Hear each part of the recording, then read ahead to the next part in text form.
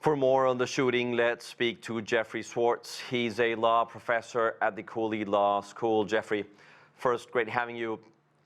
Look, what are your first observations, keeping in mind that we're commenting social media video here, right? But what are your first observations after watching the videos of the shooting in Minnesota? Okay, I have some serious issues with the idea that there are 6 police officers that are supposedly trying to control this guy. There's no question that he was resisting them. The story from Mr. Bovino was that the man had a gun, he was brandishing it, and it looked like he was going to go after the police. There is nothing to indicate that someone who had, in fact, a permit, a carry permit, and a legally possessed gun, okay, was going after the police. There was nothing there to establish that. There is nothing in the videos that indicate to me that anyone had to fire any weapons. That just doesn't seem to be there. So for whatever the reasons may be, 6 people couldn't control a guy who was laying on the ground face down. I'm just not accepting that. This is the story that they've come up with.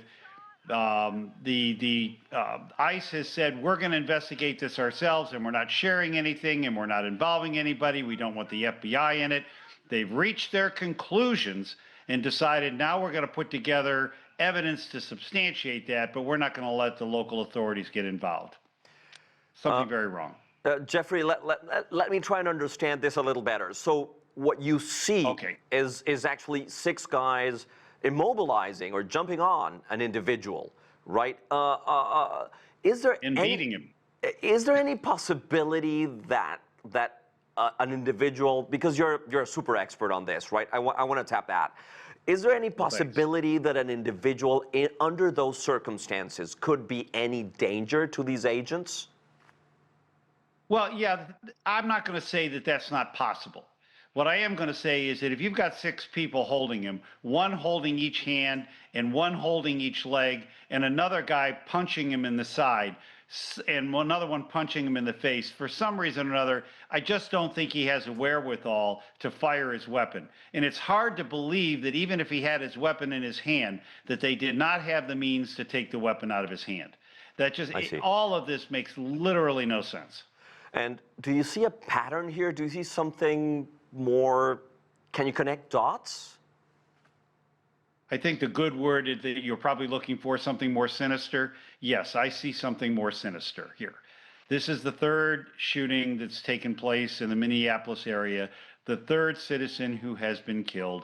This is one of those things where every time this happens, they ratchet up the pressure on the public. And the idea very simply is to get a reaction that would allow Donald Trump to declare the Insurrection Act and allow him to use regular Army forces, Marines, whoever he wants to use, to go in there and literally occupy the city of Minneapolis. That's what he's looking for, and that's why the mayor and the governor said, go home, get off the streets. That's what you have to do now. That's the right thing to do. And in fact, that is what is occurring in Minneapolis right now. How can you declare an insurrection when the people who are running the state have said go home, and the people do go home?